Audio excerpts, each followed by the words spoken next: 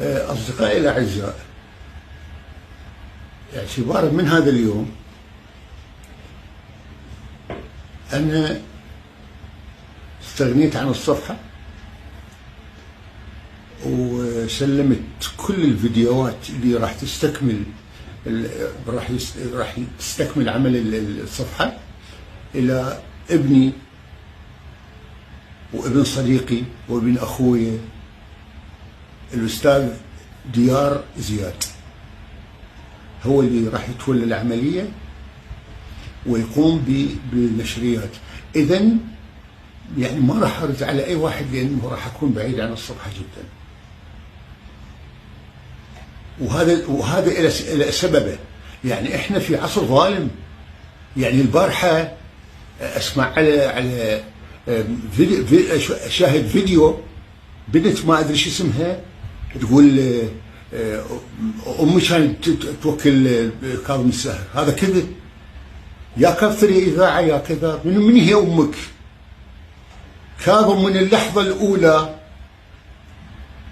دخل الإذاعة والتلفزيون إلى أول لحظة دخول الإذاعة والتلفزيون كانت معايا أنا، وظل يرافقني وأرافقه إلى أن حصل على الشهرة اللي حصل عليها كاظم الساهر. عيب هذه الكلمات. أمي كانت تغديه وأبويا كان يعشيه، وهذه التسقيط هذا كافي. عيب.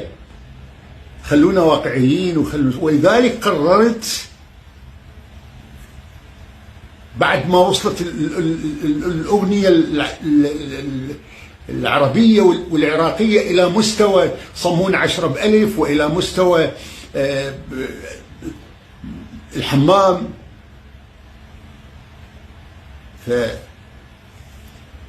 فمسحت إيدي وأطلقت رصاصة الرحمة على الأغنية العراقية والأغنية العربية. أقول هبي على رؤوس الأشهاد. عيب يا أخوان، عيب هذا التسقيط اللي ما له مسوغ. عيب. شكرا جزيلا، أشكركم جزيل الشكر، وأتمنى لكم